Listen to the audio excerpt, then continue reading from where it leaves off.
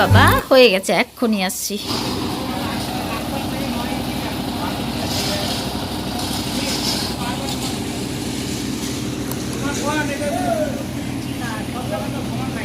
Hello my dear friends, welcome back to my family.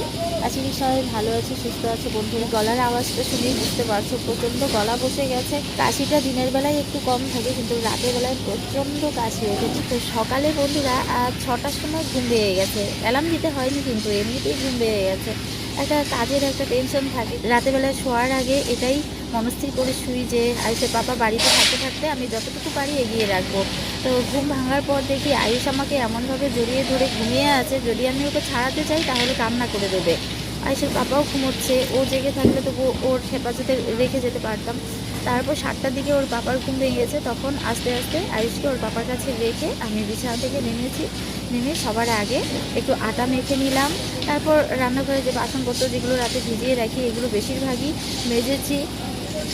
সবজিটা রাতেরবেলা কেটে রেখেছিলাম, ধুয়ে ধুয়ে রেডি করেছি। তারপর ব্রাশ করেছি। আরও তো কম কাজকর্ম থাকে না, তো সব কিছু কমপ্লিট করে তারপর 8টা বেজে গেছে, ওর পাপা বেরিয়ে গেছে। আবার আয়ুষের কাছে গিয়ে একটু ভিডিওটা এডিট করেছি, তোমাদের দু একজনের হয়তো ভিডিও দেখতে পেরেছি ওই সুযোগে। মিউট করে চালিয়েছি, তাই কমেন্ট করতে পারি না।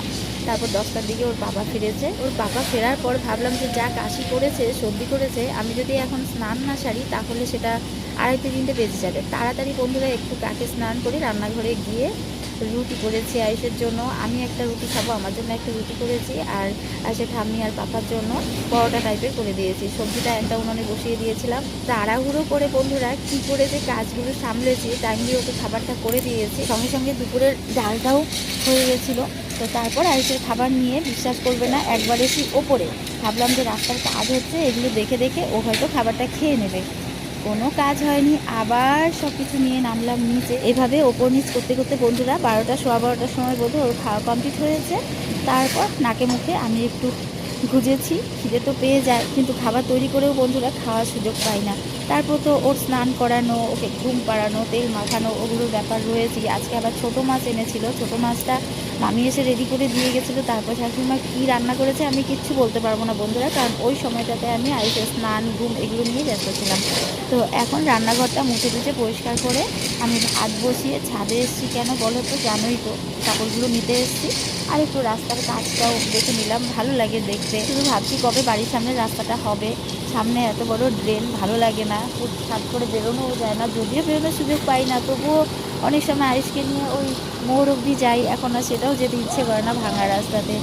আর একটা কাজ করতে এসেছিলাম, পকেটে করে দেখা একটা অরেঞ্জ নিয়ে এসেছিলাম, খাবো ভেবে, কিন্তু সেটা আর এখন খাওয়া হবে না, কারণ ভাত বসিয়ে রেখে এসেছি। যদি উঠে তাহলে আমি যে এই যে পরিষ্কার করেছি উনুনটাকে, সেটা আবার জঘন্য পরিস্থিতি হয়ে থাকবে।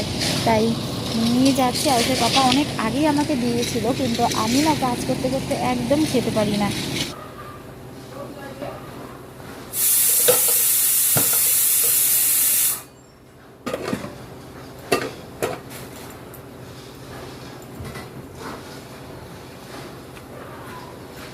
খালি হাতে ধরে হাঁড়ি টানতে গিয়ে ছ্যাঁকা লাগলো। আচ্ছা, মাছের চচ্চড়ি, মাছের ভাজা, ডাল। মা লেবু খাবা?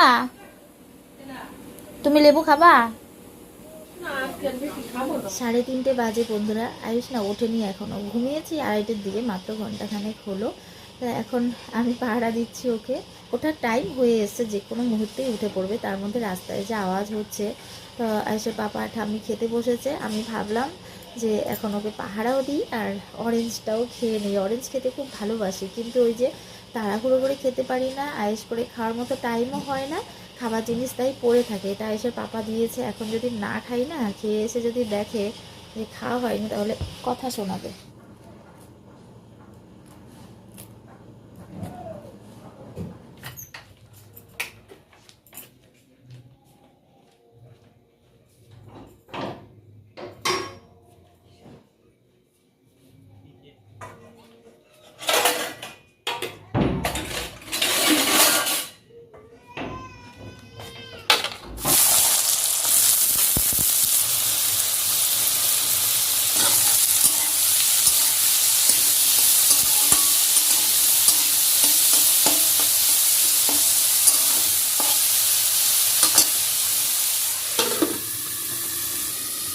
শীতকালে বন্ধুরা এক এক করে সমস্ত খাবার গরম করতে যত টাইম লেগে যায় ততক্ষণে মনে হয় মাংস ভাত রান্না হয়ে যাবে। আমার শরীরটা খুব একটা ভালো নেই বলে এসে বাবা বলেছে দুপুরবেলায় রাতের চাল দিয়ে রাখতে, তো চাল দিয়ে রেখেছিলাম। ভাত গরম করা থেকে শুরু করে ডাল, মাছের তরকারি সব কিছুই গরম করলাম। তো ডালের সঙ্গে খাওয়ার জন্য তো একটা ভাজা চাই, তাই একটা ভাজা বসিয়েছি। সবই কিন্তু রয়েছে, সকালবেলায় যে আমি নিরামিষ সবজিটা করেছিলাম ওটাও রয়ে গেছে। ওই একটু একটু সব গরম করতে করতে না অনেকটা টাইম লেগে গেছে। তবে কিছুটা শান্তিতে এখন কাজকর্ম করছি, কারণ আয়ুষকে রাখার জন্য এখন দুজন রয়েছে, ঠাম্মি পাপা। আর আয়ুষের খাবারটাও খাওয়ানো ওই জবরদস্তি করে যতটুকু পারি ততটুকু কমপ্লিট করতে পেরেছি। তো ভাজা বলতে বন্ধুরা একটু আলু আর একটা বেগুন না নষ্ট হচ্ছিল ফ্রিজে। দেখো বেগুনের কালার কিন্তু বোঝা যাচ্ছে না, বেগুনের কালো চামড়াটা কেমন যেন কুচকে কুচকে গেছিলো। তো ওটা খোসা ছাড়িয়ে বেগুন আলু পেঁয়াজ দিয়েছি, আর একটা সেদ্ধ ডিম আছে ওটা দিয়ে ভেজে নেব। ডিমটা তো এখনও খোসা ছাড়ানো হয়নি। এই ভাজাটা না বন্ধুরা আজ বেশ কদিন পর করছি। ডিমের কুসুমটা এখনও দিইনি, ভেঙে যাবে তো, সাদা অংশটা দিয়ে দিয়েছি আগে। এই যে দেখো ডিমের কুসুমটা রেখেছি, এটা নামানোর আগ মুহূর্তে দেবো। খেতে কিন্তু দারুণ লাগে। যারা এই রেসিপিটা জানো না তারা করে খেতে পারো, একদমই ঝামেলা নেই, চটপট হয়ে যায়।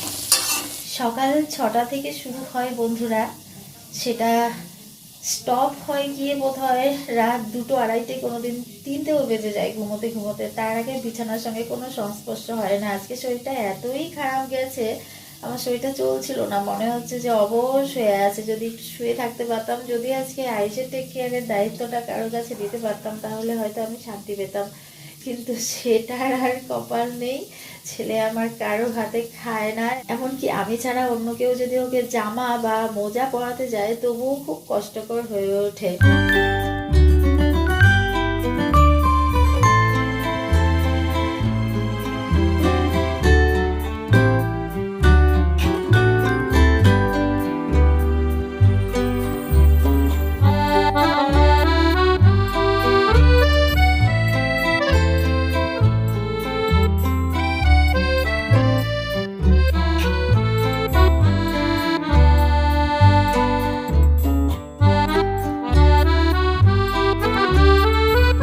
আজকে না বন্ধুরা তুলনামূলকভাবে বিছানাটা একটু কম ছড়িয়েছে। অন্যদিন তো এর ডাবল টাইম লেগে যায় আমার বিছানা করতে। তো রান্নাঘরের কাজ সেরে মানে সারা বলতে সব তো সারা হয়নি, শুধুমাত্র খাবার দাবারটা গরম হয়েছে। খাওয়া দাওয়ার পর আবার একটা গোছানোর কাজ থাকে মেয়েদের, জানোই তো। সব গরম টরম করে টেবিলে খাবার সাজিয়ে রেখে এসেছি। এবার এসে ঠাম্মি খাবার খাচ্ছে, ওর পাপা হয়তো কোনো লেখালেখি কাজ করছে। তো আমি এবার এসছি, মহারাজকে একটু চুল টুলটা বেঁধে দেবো, তারপর ঘুম পাড়িয়ে দেওয়ার চেষ্টা করবো। 12টা বাজতেই চললো বন্ধুরা, কিভাবে যে রাত হয়ে যায় বোঝাই যায় না। যত সকাল থেকেই কাজকর্ম শুরু করি না কেন, কখন যে টাইম চলে যায় মনে হয় যে কর্পূরের মতো উড়ে যায়। সবচেয়ে বেশি টাইম লাগে ওনার খাবার খাওয়াতে। খাবারটা যদি ঠিকঠাক খেয়ে নিত তাহলে আমি অনেকটাই শান্তি পেতাম, অনেকটাই টাইম পেতাম হাতে অন্যান্য কাজ করার জন্য, কিন্তু সেটা তো উনি করেন না। আর এই চরম ব্যস্ততম জীবনে বন্ধুরা আজকে আমি একটা খুব মিষ্টি গিফট পেয়েছি। গিফটটা দিয়েছে আয়ুষের পিসি। কি বাবা, ও যেহেতু খেলছে, চলো তোমাদের একটু চট করে দেখিয়ে নিই। সময় তো আর আমার হবে না, এইভাবেই বের করে নিতে হবে। কি হ্যাঁ, মশারি টাঙালে না ও খুব খুশি হয়। এই যে দেখো মশারি টানাটানি করছে। কি বাবা, ভালো লাগে তোমার? চলো তোমাকে কোলে নিয়েই যাই, ভয় লাগে, তুমি যা দুষ্টু। এই দেখো বন্ধুরা, ঘরে পরার জন্য খুব সুন্দর কালারের একটা জুতো এনেছে। পিঙ্ক কালার আমার ফেভারিট, তাই জুতোটাও পিঙ্ক কালার হয়ে গেল। আমাকে কেউ কোনো গিফট দিলে বন্ধুরা আমি ভীষণই খুশি হই, কারণ গিফট পাওয়ার ভাগ্য ছোটোবেলা থেকেই খুব কম। তো তাই কেউ যা কিছুই দেখ না কেন আমি ভীষণই পছন্দ করি, আর আমার মনে হয় গিফট পেতে সবাই খুব ভালোবাসে। তো আপাতত আমি জুতোটা রেখে দেবো, কারণ ঘরে যে জুতোটা পরি এখনও ভালোই আছে, নষ্ট হলে তারপর এটা বের করব। না, রাত্রেবেলা টক খাবো না। পেঁয়াজটা মিষ্টি আছে। ছেলের ডালি আমার হয়ে গেল। তুমি ভাজা লাগলে আরও নেও, আমি তো সবজিটা খাবো। আর একটু নেও ভাজা, লাগবে না? আরে আর দিও না, আমি তো সবজি খাবো। তো দেখি নোট দেখতেছিলাম না, কালকে তো মাছ আছে না।